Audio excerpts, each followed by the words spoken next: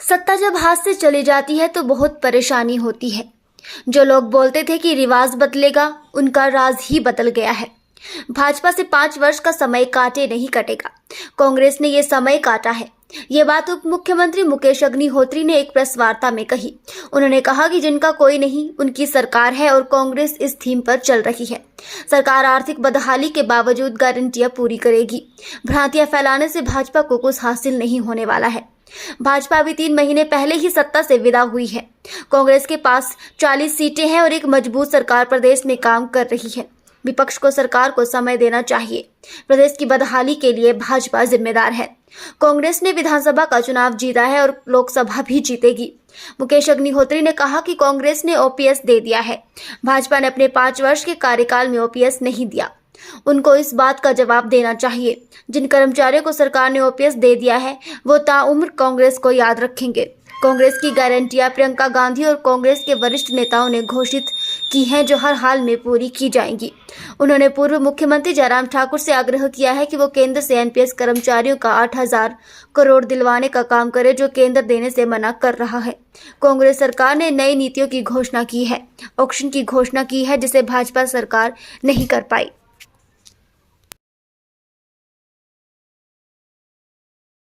माँ बाप ने ये उन सब 6,000 के 6,000 बच्चों को अडॉप्ट किया। देश में कौन सी सरकार है, कौन सी सरकार है जिसने सभी बच्चों को एक मुश्त अडॉप्ट कर लिया हो और उनके लिए हॉस्टल्स का प्रोविजन किए जा रहे हैं, व्यवस्थाएं की जा रही है, खाने की व्यवस्थाएं, घूमने की व्यवस्थाएं, और जिनका कोई नहीं उनकी सरकार है। इस थीम पे हम चल रहे हैं। जिनका कोई नहीं है उनकी सरकार है। ये थीम हमने सिर्फ कहा नहीं, हम एस्टेब्लिश करने की तरफ आगे बढ़ रहे हैं। और इसके बाद हम बजट आने वाला है। अड्डे के लिए जो 1,000 करोड़ उन्होंने बयान दिया कि हमने रखा है, तो कहाँ जैसे रखा है हम पूछ पाए अधिकारियों से। और केंद्र ने भी, उन्होंने कहा था कि केंद्र से भी हवाई अड्डे की बात हुई है, केंद्र ने भी कहा है पैसा देना है। फाइनेंस कमीशन से उनकी बात की, वो बार बार चर्चा करते थे कि फाइनेंस कमीशन ने इस प्रोजेक्ट को फंड करने का फैसला लिया था, तो कहां जैसे उसका पैसा कोई आया हो तब वो बता दे। तो इसलिए ये महज जुमलेबाजी थी। ये होती है एग्जैक्ट जुमलेबाजी जो मंडी के हवाई अड्डे को लेके हुई है। कोई पैसा किसी खाते में नहीं है। और ऐसा ही जो है हमीरपुर से ऊना रेल लाइन को लेके है। हमीरपुर से ऊना रेल लाइन को लेके बार बार कहा जाता रहा कि वहां रेल पहुंचाई जाएगी हमीरपुर में। डबल इंजन की सरकार है और डबल इंजन उसके लिए लगे हुए हैं। ये 2 प्रोजेक्ट तो डबल इंजन की भेंट हो गए। अनुराग ठाकुर जी ने हवाई अड्डा नहीं बनने दिया और हवाई अड्डा वालों ने उनका जो है रेल नहीं पहुंचने दी हमीरपुर में। ये डबल क्रॉसिंग में ये दोनों प्रोजेक्ट मारे गए। तो इसलिए ये जो रेल लाइन का पैसा है ये किसी खाते में नजर नहीं आ रहा है। और इसके अलावा जो है हिमाचल, हम पूरी तरह वचनबद्ध हैं। 1 इंच भी हम उससे पीछे नहीं हटे हैं।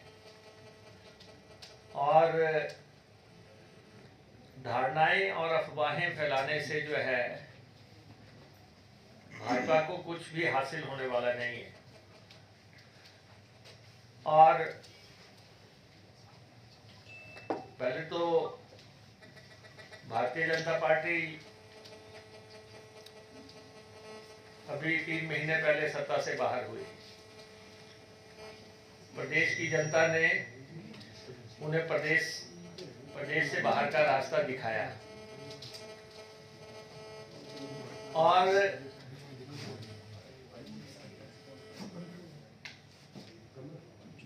वो ऐसी धारणा देने की कोशिश कर रहे हैं जैसे कि कोई बहुत जल्दी कोई बहुत बड़ा परिवर्तन होने वाला है।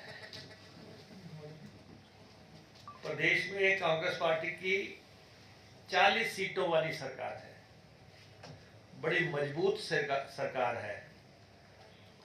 ये जो धारणा देते हैं कि कांग्रेस पार्टी सिर्फ 35,000 वोटों से जीती है, कांग्रेस पार्टी 35,000 वोटों से नहीं जीती है। आपके मुकाबले में 15 सीटें ज्यादा लाके सरकार हमने बनाई है हिमाचल प्रदेश में, और इसलिए हमारी 40 सीटें हैं। एक मजबूत सरकार प्रदेश में काम कर रही है और इनको एक रीजनेबल टाइम सरकार को सेटल होने के लिए देना चाहिए था। टीजिंग प्रॉब्लम्स होती हैं शुरुआत में सत्ता बदलाव पे, क्योंकि सारी बदहाली तो भारतीय जनता पार्टी करके गई है और उस बदहाली से निपटते हुए हम जहां आर्थिक संसाधन पैदा कर रहे हैं, वहीं पे हमने गारंटियों को पूरा करने की तरफ जो है कदम बढ़ाए हैं। और सबसे बड़ा कदम हमारा जो है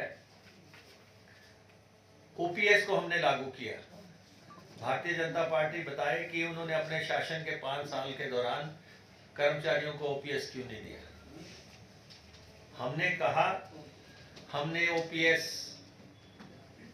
जो है प्रदेश के 1,36,000 कर्मचारियों के लिए लागू की। 1,36,000 कर्मचारियों को जब तक वो इस दुनिया में है वो कांग्रेस पार्टी को याद रखेंगे। आपने देखा होगा मसला था, हर केस के लिए सुप्रीम कोर्ट में जाना पड़ता था।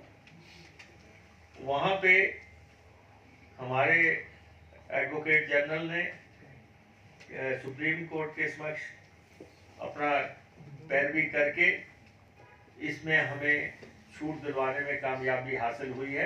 अब विकास कार्य पहले से तेज रफ्तार से जो है संभव हो पाएंगे, क्योंकि क्लियरेंस की जो प्रॉब्लम्स हैं उसमें, हालांकि मैं देख रहा हूं कि बीजेपी वाले कहते हैं हमने इसको आगे बढ़ाया था। अरे भाई, ऑर्डर तो नहीं करवाया आपने, सुप्रीम कोर्ट का आदेश तो आपके पास नहीं था।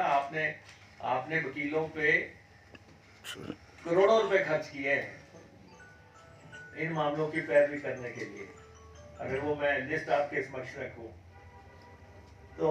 लेकिन हमने जो हमारे मंशाएं हैं उसके मुताबिक हम काम कर रहे हैं। हाँ, भारतीय जनता पार्टी ये बताए कि भाई जीएसटी का कंपनसेशन बंद हो गया, क्या वो केंद्र से आग्रह करेंगे कि हिमाचल जैसे पहाड़ी राज्य को जीएसटी का कंपनसेशन दिया जाए? क्या वो अपनी केंद्र की सरकार से कहेंगे कि जो 8,000 करोड़ जमा है उसके लिए पैसा दिया जाए? और जो 11,000 करोड़ रुपए की कर्मचारियों की देनदारियां हैं जो भारतीय जनता पार्टी छोड़ गई है, उसके बारे में उनका क्या कहना है कि आपने लगभग कर्मचारियों का और पेंशनर्स का 10,000 करोड़ रुपया और डीए की किस्त नहीं दी, तो 11,000 करोड़ आपने कर्मचारियों का नहीं दिया। उसके बारे में भारतीय जनता पार्टी क्या कहना चाहती है? और जयराम जी ने कहा कि मंडी के हवाई पट्टी के 1,000 करोड़ रुपए का मैं बजट रख गया हूं। तो हालांकि हमें अफसोस है कि वो अपना ड्रीम प्रोजेक्ट जो है टेक ऑफ स्टेज तक भी नहीं ले जा सके। अपने जिले में जहां पे उनको ये प्रोजेक्ट शुरू करना था, और लेकिन वो बता दें कि वो 1,000 करोड़ रुपया कौन से अलग अलग खाते में रखा है, ताकि हम देख पाए कि 1,000 करोड़ रुपया मंडी के बस अड्डे के लिए रखा हुआ है। हम संसाधन अर्जित करने की तरफ भी बढ़ रहे हैं। हम वित्तीय अनुशासन लाने की तरफ भी आगे बढ़ रहे हैं। और जैसे ही पहला बजट प्रस्तुत होगा उसके बाद स्थितियां निरंतर जो है उसमें सुधार होना शुरू होगा और हम अपनी गारंटीज की तरफ जो है आगे बढ़ना शुरू हो जाएंगे। और टेंडर की सीमा जो है 51 दिन की होती थी, हमने वो घटा के 30 दिन कर दी। और विभिन्न स्तरों पे अधिकारियों की जो है अधिशासी अभियंता को 1.25 करोड़ की पावर हमने दे दी है और एससी को हमने 6 करोड़ की पावर दे दी है। चीफ इंजीनियर को हमने 50 करोड़ की पावर दे दी है और इंजीनियर इन चीफ को हमने अनलिमिटेड पावर्स दे दी है। और 10 दिन के अंदर टेंडर करने की प्रक्रिया हमने अपनाने के लिए पूरी तरह पारदर्शिता लाने के लिए, ये एक डिपार्टमेंट में नहीं, ये आईपीएच में भी और पीडब्ल्यूडी में भी। और आईपीएच में तो एक स्टेप और आगे जाके टेंडर्स पे बिड कैपेसिटी का जो है प्रावधान कर दिया है ताकि प्रतिस्पर्धा हो और कार्टेलाइजेशन खत्म हो। उसके लिए ये शुरुआती कदम हैं जो डिपार्टमेंट्स को स्ट्रीमलाइन करने के लिए उठाए जा रहे हैं। और हम इलेक्ट्रिक बसेस की तरफ आगे बढ़ रहे हैं। उनको एक्सटेंड कर देती थी भाजपा की सरकार। हम बार बार कहते थे कि ये प्रणाली सही नहीं है, आप जो है ऑक्शन कम टेंडर की प्रणाली अपनाइए।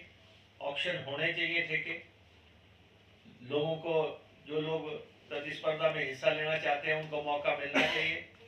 और हमने अपने वायदे के मुताबिक जो है कल आबकारी नीति को मंजूरी दी और हमने ऑक्शन की प्रणाली जो है प्रदेश में शुरू कर दी है। और इसमें भी बड़ा स्पष्ट तौर पे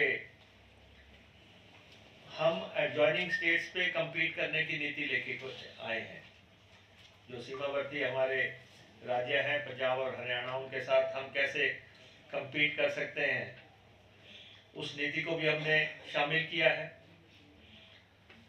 और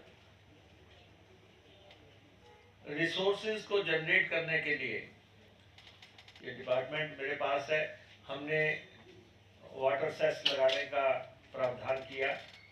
हमें राजनीतिक इच्छा शक्ति थी सरकार में, हमने वाटर सेस जो है ऑर्डिनेंस जारी किया रिकॉर्ड टाइम में। अब हम उसको कानून बनाने जा रहे हैं और वाटर कमीशन की स्थापना करने जा रहे हैं। और ये जो हमारे पन बिजली क्षेत्र में जो लोग काम कर रहे हैं, 172 के आसपास जो प्रोजेक्ट हैं या 11,000 मेगावाट की जो दोहन हो रही है बिजली, हमने उन सब पे वाटर सेस लगा के जो है प्रदेश के संसाधन को बढ़ाने की दिशा में ये भी एक कदम है। ऑक्शन करना वो भी एक कदम है और ओपीएस देना अपने वायदों की पूर्ति की तरफ एक बड़ा कदम है। तो इसलिए मैं भारतीय जनता पार्टी के हमारे जो साथी हैं जो हाल ही में सत्ता से हटे हैं, सत्ता चली जाती है बहुत परेशानी होती है और इसलिए केंद्र में सरकार होने के बावजूद जो लोग कहते थे रिवाज बदलेंगे और उनका राज बदल गया, तो उनको लगातार जो है कुछ लोग आलोचक हो गए हैं जो लोग हम पे भरोसा करते थे, अब उनको हमने एक योजना के तहत जो है